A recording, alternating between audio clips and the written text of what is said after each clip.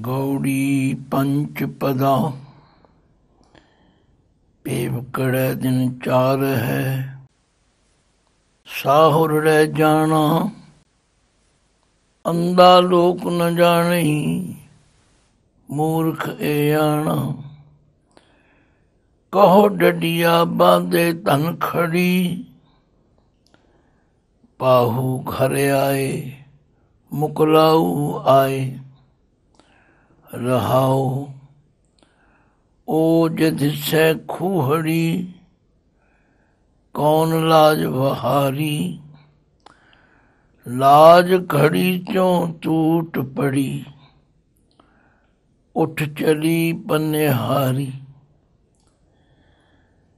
ਸਾਹਿਬ ਹੋਏ ਦਇਆਲ, ਕਿਰਪਾ ਕਰੇ ਆਪਣਾ ਕਾਰਜ ਸਵਾਰੇ। ਤਾਂ ਸੁਹਾਗਣ ਜਾਣੀਐ ਗੁਰ ਸ਼ਬਦ ਵਿਚਾਰੇ। ਕਿਰਤ ਕੀ ਬਾਂਦੀ ਸਭ ਫਿਰੈ, ਦੇਖੋ ਵਿਚਾਰੀ। ਇਸ ਨੂੰ ਕਿਆ ਆਖੀਐ, ਕਿਆ ਕਰੇ ਵਿਚਾਰੀ। ਪਈ ਨਿਰਾਸੀ ਉੱਠ ਚਲੀ, ਚਿਤ ਬੰਦ ਨ ਧੀਰਾ। ਹਰ ਕੀ ਚਰਨੀ ਲਾਗ ਰੋ, ਭਜ ਸ਼ਰਨ ਕਬੀਰਾ। ਵਾਹਿਗੁਰੂ ਜੀ ਕਾ ਖਾਲਸਾ, ਵਾਹਿਗੁਰੂ ਜੀ ਕੀ ਫਤਿਹ। ਸ਼ਬਦ ਦਾ ਸਿਰਲੇਖ ਗੌੜੀ ਪੰਚਪਦਾ। ਰਾਗ ਦਾ ਨਾਮ ਗੌੜੀ ਹੈ। ਭਗਤ ਕਬੀਰ ਜੀ ਦਾ ਇਹ ਸ਼ਬਦ ਪੰਜ ਪਦਿਆਂ ਉੱਤੇ ਆਧਾਰਿਤ। ਹੁਣ ਇਸ ਸ਼ਬਦ ਦੀ ਵਿਚਾਰ ਕਰਨ ਸਮੇਂ ਇਹ ਗੱਲ ਧਿਆਨ ਵਿੱਚ ਰੱਖਣੀ ਪਵੇਗੀ ਕਿ ਭਗਤ ਜੀ ਇਸ ਜੀਵ ਨੂੰ ਇੱਕ ਇਸਤਰੀ ਦੇ ਰੂਪ ਵਿੱਚ ਵਰਣਨ ਕਰਦੇ ਹਨ ਔਰ ਇਹਦੇ ਵਿੱਚ ਕੁਝ ਸ਼ਬਦਾਵਲੀ, ਕੁਝ ਅੱਖਰ ਐਸੇ ਨੇ ਜਿਹੜੇ ਆਮ ਲੋਕਾਂ ਦੀ ਬੋਲੀ ਵਿੱਚ ਨਹੀਂ ਵਰਤੇ ਜਾਂਦੇ। ਜਿਵੇਂ ਸ਼ਬਦ ਆਇਆ ਡੱਡੀਆ, ਕਿਉਂਕਿ ਭਗਤ ਜੀ ਯੂਪੀ ਦੇ ਰਹਿਣ ਵਾਲੇ ਹਨ। ਉੱਧਰ ਆਮ ਤੌਰ 'ਤੇ ਇਸਤਰੀਆਂ ਸਾੜੀ ਬੰਨ੍ਹਦੀਆਂ ਹਨ ਅਤੇ ਡੱਡੀਆ ਉਸ ਸਾੜੀ ਨੂੰ ਕਿਹਾ ਜਾਂਦਾ ਹੈ ਜੋ ਘਰ ਦਾ ਕੰਮ ਧੰਦਾ ਕਰਨ ਵੇਲੇ ਬੀਬੀਆਂ ਅੱਧੀ ਸਾੜੀ ਬੰਨ੍ਹਦੀਆਂ ਨੇ। ਸਾੜੀ ਤੇ ਸਾਰੇ ਭਾਰਤ ਵਰਸ਼ ਦੇ ਲੋਕ ਜਾਣਦੇ ਨੇ। ਜਦੋਂ ਬੀਬੀਆਂ ਬਾਹਰ ਜਾਂਦੀਆਂ ਨੇ, ਜਿਨ੍ਹਾਂ ਦੀ ਵੇਸ਼ ਭੂਸ਼ਾ ਵਿੱਚ ਸਾੜੀ ਸ਼ਾਮਲ ਹੈ, ਉਹ ਬੜੀ ਕੀਮਤੀ ਤੋਂ ਕੀਮਤੀ ਵਧੀਆ ਸਾੜੀ ਸਜ ਕੇ ਜਾਂਦੀ।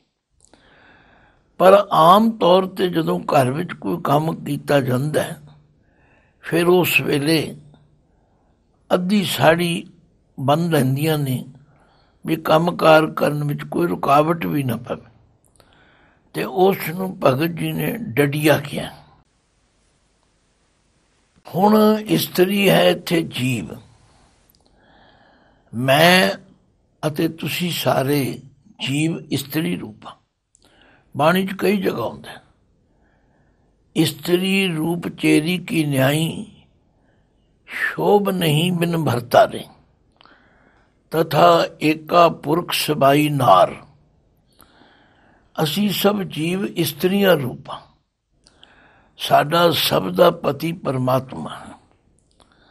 ਹੁਣ ਭਗਤ ਜੀ ਇੱਕ ਨਕਸ਼ਾ ਖਿੱਚ ਕੇ ਸਮਝਾਉਂਦੇ ਵੀ ਇਹ ਗੱਲ ਅਟੱਲ ਹੈ, ਪੱਥਰ 'ਤੇ ਲੀਕ ਹੈ ਕਿ ਹਰ ਇਸਤਰੀ ਨੇ ਕੁਝ ਸਮੇਂ ਬਾਅਦ ਇਸ ਪੇਵਕੜੇ ਘਰ ਮਾਤ ਲੋਕ ਨੂੰ ਛੱਡ ਕੇ ਸਹੁਰੇ ਘਰ ਜਾਣਾ ਹੈ, ਪਤੀ ਦੇ ਘਰ ਜਾਣਾ। ਇਹ ਇੱਕ ਬੁਨਿਆਦੀ ਗੱਲ ਹੈ, ਇਹਨੂੰ ਕਿਸੇ ਤਰ੍ਹਾਂ ਝੁਠਲਾਇਆ ਨਹੀਂ ਜਾ ਸਕਦਾ। ਤਾਂ ਭਗਤ ਜੀ ਕਹਿੰਦੇ ਨੇ ਕਿ ਜਿਸ ਤਰ੍ਹਾਂ ਕਿਸੇ ਵਿਆਹੀ ਹੋਈ ਇਸਤਰੀ ਨੂੰ ਲੈਣ ਵਾਲੇ ਆ ਗਏ ਹੋਣ ਤੇ ਉਹ ਹਾਲੀ ਤਿਆਰ ਨਹੀਂ ਹੋਈ, ਤਾਂ ਭਗਤ ਜੀ ਐਨ ਉਹੀ ਸ਼ਬਦਾਵਲੀ ਵਰਤਦੇ ਹਨ, ਕਹੋ ਡੱਡੀਆ ਬਾਦੇ ਧਨ ਖੜੀ। ਹੁਣ ਧਨ ਬਾਰੇ ਕਈ ਵਾਰੀ ਦੱਸਿਆ ਜਾ ਚੁੱਕਾ ਹੈ ਕਿ ਜਦੋਂ ਧੱਦਾ ਨੰਨਾ ਦੋਵੇਂ ਮੁਕਤੇ ਹੋਣ ਇਹ ਇਸਤਰੀ ਵਾਸਤੇ, ਜਦੋਂ ਧੱਦਾ ਨੰਨੇ ਨੂੰ ਔਂਕੜ ਹੋਣ ਧਨ ਦੌਲਤ ਵਾਸਤੇ, ਤੇ ਜਦੋਂ ਧੱਦੇ ਨੂੰ ਟਿੱਪੀ ਵੀ ਲੱਗ ਜਾਏ ਉਦੋਂ ਧਨਤਾ ਯੋਗ ਹੈ। ਤੋ ਕਹੋ ਡੱਡੀਆ ਬਾਦੇ ਧਨ ਖੜੀ।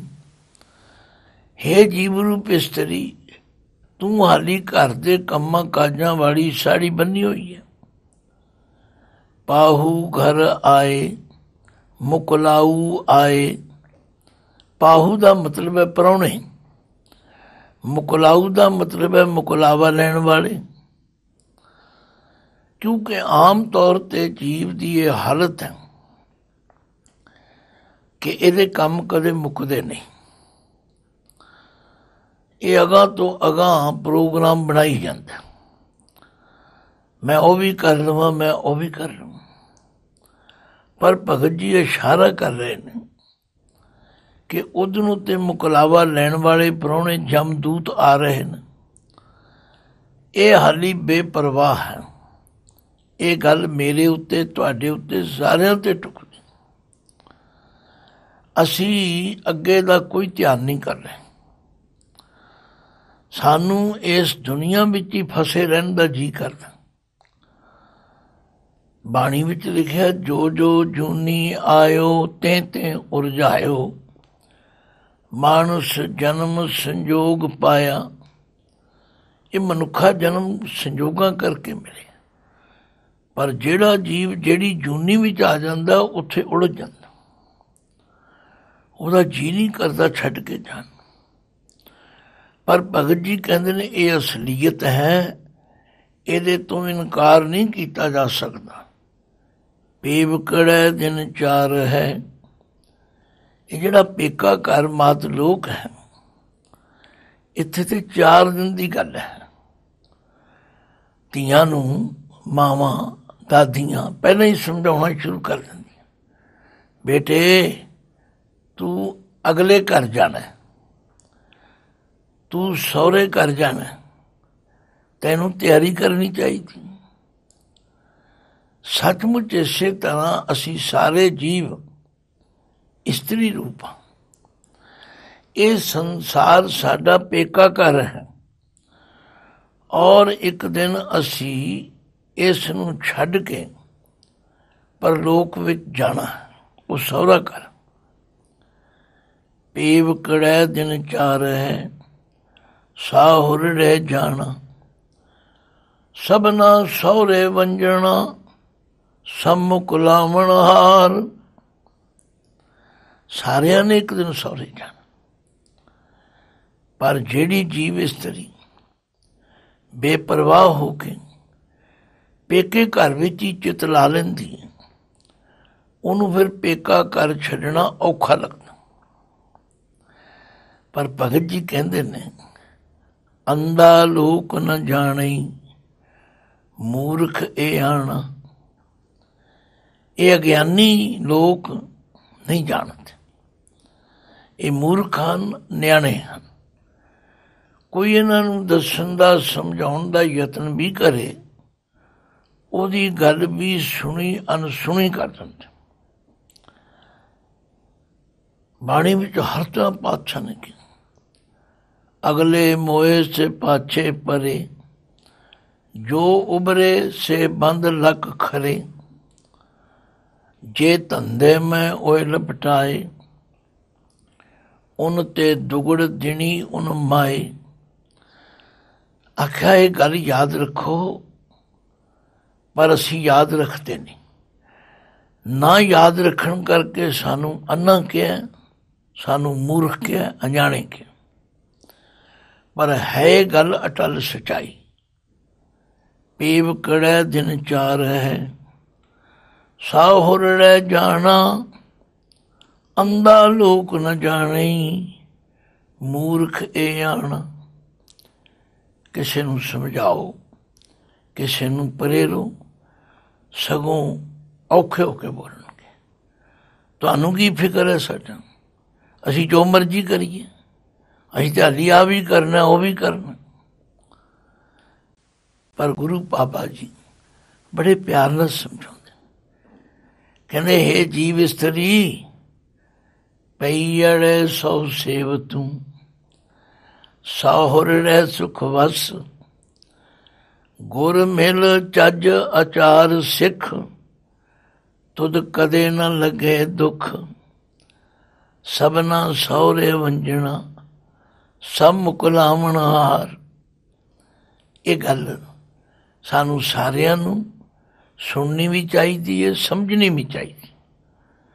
ਔਰ ਆਮ ਤੌਰ 'ਤੇ ਸਿਆਣੀਆਂ ਦਾਦੀਆਂ, ਮਾਵਾਂ ਆਪਣੀਆਂ ਬੱਚੀਆਂ ਨੂੰ ਇਹ ਗੱਲ ਸੁਣਾਉਂਦੀਆਂ ਨੇ, ਸਮਝਾਉਂਦੀਆਂ ਨੇ। ਤੋ ਭਗਤ ਜੀ ਵੀ ਤੁਹਾਨੂੰ ਦੱਸ ਰਹੇ, ਪੇਵਕੜੈ ਦਿਨ ਚਾਰ ਹੈ, ਸਾਹੁਰ ਰਹਿ ਜਾਣਾ। ਅੰਧਾ ਲੋਕ ਨ ਜਾਣਈ, ਮੂਰਖ ਇਹ ਆਣਾ। ਕਉ ਡੱਡੀਆ ਬਾਧੇ ਧਨ ਖੜੀ। ਆਖਿਆ ਹੈ ਜੀਵ ਇਸਤਰੀ, ਤੂੰ ਤੇ ਹਾਲੀ ਘਰ ਦੇ ਕੰਮਾਂ ਧੰਦਿਆਂ ਵਾਲੀ ਅੱਧੀ ਸਾੜੀ ਬੰਨ ਕੇ ਖਲੋਤੀ, ਤੈਨੂੰ ਧਿਆਨ ਹੀ ਕੋਈ ਨਹੀਂ ਹੈਗਾ। ਪਾਹੂ ਘਰ ਆਏ, ਮੁਕਲਾਊ ਆਏ। ਸੱਚਮੁੱਚ ਜਦੋਂ ਧੌੜੇ ਆਉਂਦੇ ਨੇ, ਜਦੋਂ ਕਿਸੇ ਦੀ ਦਾੜੀ ਵਿੱਚ ਚਿੱਟੇ ਵਾਲ ਆਉਂਦੇ ਨੇ, ਜਦੋਂ ਕਿਸੇ ਦੇ ਸਿਰ ਵਿੱਚ ਚਿੱਟੇ ਵਾਲ ਆਉਂਦੇ ਨੇ, ਉਹ ਇੱਕ ਤਰ੍ਹਾਂ ਦੇ ਪ੍ਰਾਹੁਣੇ ਹਨ। ਉਹ ਇੱਕ ਤਰ੍ਹਾਂ ਦੇ ਸੁਨੇਹਾ ਲੈ ਕੇ ਆਏ ਨੇ, ਪਰ ਅਸੀਂ ਪਰਵਾਹ ਨਹੀਂ ਕਰਦੇ। ਕਈ ਮੂਰਖ ਤੇ ਆਪਣੀ ਦਾੜੀ ਵਿੱਚੋਂ ਚਿੱਟੇ ਵਾਲ ਪੱਟ ਦਿੰਦੇ ਨੇ, ਕਿਉਂ ਵੀ ਇਹਦੇ ਨਾਲ ਜਵਾਨੀ ਟਿਕੀ ਰਹੇਗੀ, ਇਹਦੇ ਨਾਲ ਮਰਨ ਤੋਂ ਬਚ ਜਾਵਾਂਗੇ। ਪਰ ਲੋਕ ਮੂਰਖਤਾ ਕਰਦੇ। ਭਗਤ ਜੀ ਸਾਨੂੰ ਸਾਵਧਾਨ ਕਰ ਰਹੇ, ਕਉ ਡੱਡੀਆ ਬਾਧੇ ਧਨ ਖੜੀ।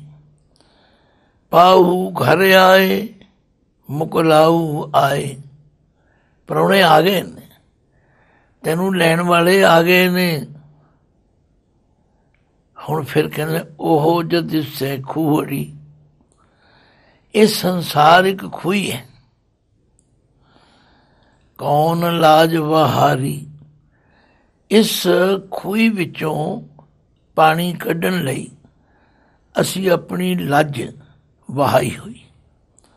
ਭਾਵ ਇਹਦੇ ਕੰਮਾਂ ਧੰਦਿਆਂ ਨੂੰ ਨਿਬੇੜਨ ਵਾਸਤੇ ਖਚਤ ਹੋ ਰਹੇ। ਹੈਰਾਨ ਹੋਈਦਾ, ਕਿਸੇ ਨੂੰ ਪ੍ਰੇਰੋ, ਸਮਝਾਓ। ਸਾਡੇ ਕੋਲ ਟਾਈਮ ਨਹੀਂ ਹੈਗਾ, ਸਾਡੇ ਕੋਲ ਸਮਾਂ ਨਹੀਂ ਹੈਗਾ। ਪਰ ਮੈਂ ਹੈਰਾਨ ਹਾਂ, ਜਦੋਂ ਸਮਾਂ ਆਉਂਦਾ ਫਿਰ ਕੋਈ ਬਹਾਨਾ ਨਹੀਂ ਹੁੰਦਾ, ਫਿਰ ਕੋਈ ਚਾਰਾ ਨਹੀਂ ਚੱਲਦਾ, ਸਭ ਕੰਮ ਇੱਥੇ ਰਹਿ ਜਾਂਦੇ। ਭਗਤ ਫਰੀਦ ਜੀ ਵੀ ਕਹਿੰਦੇ ਹਨ, ਮੈਂ ਦੇਖ ਕੇ ਹੈਰਾਨ ਹਾਂ ਲੋਕਾਂ ਪਰ। ਹਾਲਾਂਕਿ ਇਹ ਗੱਲ ਪੱਥਰ ਤੇ ਲੀਕ ਹੈ ਕਿ ਸਭਨਾ ਸਹੁਰੇ ਵੰਜਣਾ, ਸਭ ਮੁਕਲਾਵਣ ਹਾਰ। ਮੌਤੇ ਦਾ ਬੰਨਾ ਏਵੈ ਦਿਸੈ, ਜਿਉਂ ਦਰਿਆ ਵਹਿ ਢਾਹਾ। ਅੱਗੇ ਦੋਜ਼ਖ ਤਪਿਆ ਸੁਣੀਐ, ਹੂਲ ਪਵੈ ਕਾਹਾ। ਇੱਕ ਨਾਂ ਨੂੰ ਸਭ ਸੋਝੀ ਆਈ, ਇੱਕ ਫਿਰਦੇ ਵੇ ਪਰਵਾਹ। ਆਖਿਆ ਕਈ ਤੇ ਜਾਗ ਪੈਂਦੇ ਨੇ, ਉਹਨਾਂ ਨੂੰ ਤੇ ਹੋਸ਼ ਆ ਜਾਂਦੀ। ਉਹ ਕਹਿੰਦੇ ਭਾਈ ਕੰਮ ਵੀ ਕਰੋ, ਪਰਮੇਸ਼ਵਰ ਦਾ ਨਾਮ ਵੀ ਯਾਦ ਕਰੋ, ਅੱਗੇ ਚੱਲਣ ਦੀ ਤਿਆਰੀ ਵੀ ਕਰੋ। ਪਰ ਆਮ ਲੋਕਾਂ ਦੀ ਜਿਹੜੀ ਹਾਲਤ ਹੈ ਨਾ, ਉਹ ਜੋ ਦਿਸੈ ਖੂਹੜੀ। ਇਹ ਸੰਸਾਰ ਰੂਪੀ ਜਿਹੜੀ ਸੋਹਣੀ ਖੂਹ ਹੈ ਨਾ, ਕੌਣ ਲਾਜ ਵਹਾਰੀ। ਕਿਸ ਨੇ ਇਹਦੇ ਵਿੱਚ ਲੱਜ ਵਹਾਈ ਹੋਈ ਹੈ। ਭਾਵ ਇਹਨਾਂ ਸੰਸਾਰੀ ਕੰਮਾਂ ਨੂੰ ਕਰਨ ਵਾਸਤੇ ਛੁੱਟੇ ਹੋਏ। ਤਿਤ ਸਰਵਰੜੈ ਭਈ ਲੈ ਨਿਵਾਸਾ ਪਾਣੀ ਪਾਵਕ ਤਿਨੈ ਕੀਆ ਪੰਕ ਜੋ ਮੋਹ ਪਗ ਨਹੀਂ ਚੱਲੈ ਹਮ ਦੇਖਾ ਤਾਂ ਡੂਬਿਅਲੇ ਮਨ ਏਕ ਨ ਚੇਤਸ ਮੂੜ ਮਨਾ ਹਰ ਬਿਸਰਤ ਤੇਰੇ ਗੁਣ ਗਲਿਆ। ਕਿਸੇ ਨੂੰ ਪੁੱਛ ਕੇ ਵੇਖ, ਮੈਂ ਤੇ ਜੀ ਹਾਲੀ ਆਹ ਕੰਮ ਕਰਨਾ, ਮੈਂ ਤੇ ਹਾਲੀ ਆਹ ਕਰਨਾ, ਹਾਲੀ ਮੈਂ ਮੁੰਡੇ ਵਿਆਹੁਣੇ ਨੇ, ਕੁੜੀ ਵਿਆਹੁਣੀ ਹੈ, ਹਾਲੀ ਮੈਂ ਪੋਤਰੇ ਦਾ ਵਿਆਹ ਵੇਖਣਾ। ਬਸ ਇਹਨਾਂ ਹੀ ਲਾਲਸਾਵਾਂ ਵਿੱਚ ਅਸੀਂ ਫਸੇ ਰਹਿੰਦੇ। ਅਤੇ ਭਗਤ ਜੀ ਕਹਿੰਦੇ ਨੇ, ਉਹ ਜੋ ਦਿਸੈ ਖੂਹੜੀ ਕੌਣ ਲਾਜ ਵਹਾਰੀ ਲਾਜ ਘੜੀ ਸਿਉ ਟੂਟ ਪੜੀ ਉੱਠ ਚਲੀ ਪਨਿਹਾਰੀ। ਪਨਿਹਾਰੀ ਕਹਿੰਦੇ ਪਾਣੀ ਭਰਨ ਵਾਲੀ ਜੀਵ ਇਸਤਰੀ। ਜਦੋਂ ਇਹਦੀ ਸਵਾਸਾਂ ਦੀ ਲੱਜ ਰੱਸੀ ਟੁੱਟ ਜਾਂਦੀ, ਵਿੱਚ ਹੀ ਛੱਡ ਕੇ ਤੁਰ ਪੈਂਦੀ। ਫਿਰ ਕੋਈ ਕੰਮ, ਕੋਈ ਬੰਧਨ, ਕੋਈ ਮੋਹ ਇਹਨੂੰ ਰੋਕ ਨਹੀਂ ਸਕਦਾ, ਫਿਰ ਇਹਨੂੰ ਜਾਣਾ ਹੀ ਪੈਂਦਾ ਹੈ। ਇਹ ਬੜੇ ਸੁੰਦਰ ਪ੍ਰਮਾਣ ਦਿੱਤੇ ਨੇ ਭਗਤ ਜੀ ਨੇ। ਜਦੋਂ ਖੂਹ ਵਿੱਚੋਂ ਪਾਣੀ ਭਰੀਦਾ, ਪੁਰਾਣਾ ਤਰੀਕਾ ਸੀ, ਲੋਕ ਲੱਜਾਂ ਦੇ ਨਾਲ ਘੜੇ ਦਾ ਮੂੰਹ ਬੰਨ੍ਹ ਕੇ ਅਤੇ ਖੂਹ ਵਿੱਚ ਵਹਾਉਂਦੇ ਸਨ। ਹੁਣ ਤਾਂ ਸਿਸਟਮ ਬਦਲ ਗਿਆ, ਨਾ ਉਹ ਲੱਜਾਂ ਰਹੀਆਂ ਨਾ ਘੜੇ ਰਹੇ। ਹੁਣ ਤਾਂ ਘਰ ਘਰ ਟੂਟੀਆਂ ਲੱਗੀਆਂ। ਪਰ ਉਸ ਸਮੇਂ ਦੇ ਮੁਤਾਬਕ ਭਗਤ ਜੀ ਨੇ ਉਹੀ ਪ੍ਰਮਾਣ ਦਿੱਤਾ, ਉਹ ਜੋ ਦਿਸੈ ਖੂਹੜੀ ਕੌਣ ਲਾਜ ਬਹਾਰੀ ਲਾਜ ਘੜੀ ਸਿਉ ਟੂਟ ਪੜੀ ਉੱਠ ਚਲੀ ਪਨਿਹਾਰੀ। ਹੁਣ ਉਹ ਸਵਾਸਾਂ ਦੀ ਲੱਜ ਰਸਤੇ ਵਿੱਚ ਹੀ ਟੁੱਟ ਗਈ। ਸਾਰੇ ਕੰਮ, ਸਾਰੀਆਂ ਸਕੀਮਾਂ, ਸਾਰੀਆਂ ਵਿਉਂਤਾਂ, ਸਾਰੇ ਉਡੀਕੇ ਹੋਏ ਪ੍ਰੋਗਰਾਮ ਸਭ ਛੁੱਟੀ ਹੋ ਜਾਂਦੀ। ਇਹ ਤਾਂ ਹੈ ਉਹ ਨਕਸ਼ਾ ਜਿਹੜਾ ਭਗਤ ਕਬੀਰ ਜੀ ਨੇ ਸਾਡੇ ਗਾਫਲ ਪੁਣੇ ਦਾ, ਸਾਡੇ ਸੰਸਾਰ ਵਿੱਚ ਫਸਣ ਦਾ ਖਿੱਚ ਕੇ ਸਮਝਾਇਆ। ਹੁਣ ਤੀਜੇ ਪਦ ਵਿੱਚ ਕਹਿੰਦੇ ਨੇ, ਸਾਹਿਬ ਹੋਏ ਦਇਆਲ ਕਿਰਪਾ ਕਰੇ ਆਪਣਾ ਕਾਰਜ ਸਵਾਰੇ। ਜਿਨ੍ਹਾਂ ਉੱਤੇ ਸਾਹਿਬ ਦੀ ਕਿਰਪਾ ਹੋ ਜਾਂਦੀ, ਸਾਹਿਬ ਕਹੀਏ ਮਾਲਕ ਦਿਆਲ ਹੋ ਜਾਂਦਾ, ਉਹ ਫਿਰ ਆਪਣਾ ਕਾਰਜ ਵੀ ਸਵਾਰਦੇ, ਭਾਵ ਆਪਣੇ ਕੰਮ ਆਉਣ ਵਾਲਾ ਕੰਮ ਵੀ ਕਰਦੇ ਨੇ। ਇਸ ਲਈ ਮਹਾਰਾਜ ਕਹਿੰਦੇ ਨੇ, ਮਨੁੱਖ ਦੀ ਗਲਤੀ ਕੀ, ਜਿਹੜਾ ਕੰਮ ਇਹਦੇ ਆਪਣੇ ਕੰਮ ਆਉਣ ਵਾਲਾ ਉਹ ਇਹ ਕਰਦਾ ਹੀ ਨਹੀਂ। ਬਾਣੀ ਰੋਜ਼ ਕਹਿ ਰਹੀ ਹੈ, ਅਵਰ ਕਾਜ ਤੇਰੇ ਕਿਤੇ ਨਾ ਕਾਮ ਮਿਲ ਸਾਧ ਸੰਗਤ ਭਜ ਕੇਵਲ ਨਾਮ।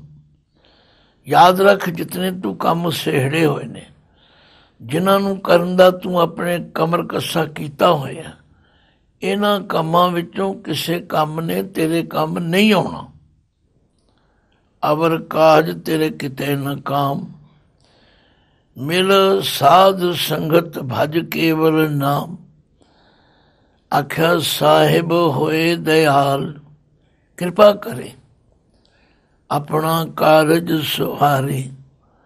ਜਿਨ੍ਹਾਂ ਨੂੰ ਸੋਝੀ ਆ ਜਾਂਦੀ, ਜਿਨ੍ਹਾਂ ਉੱਤੇ ਮਾਲਕ ਦੀ ਕਿਰਪਾ ਹੋ ਜਾਂਦੀ, ਜਿਨ੍ਹਾਂ ਨੂੰ ਕੋਈ ਚੰਗੀ ਸੰਗਤ ਮਿਲ ਜਾਂਦੀ ਹੈ, ਜਿਨ੍ਹਾਂ ਨੂੰ ਗੁਰਮੁਖਾਂ ਦਾ ਮੇਲ ਹੋ ਜਾਂਦਾ।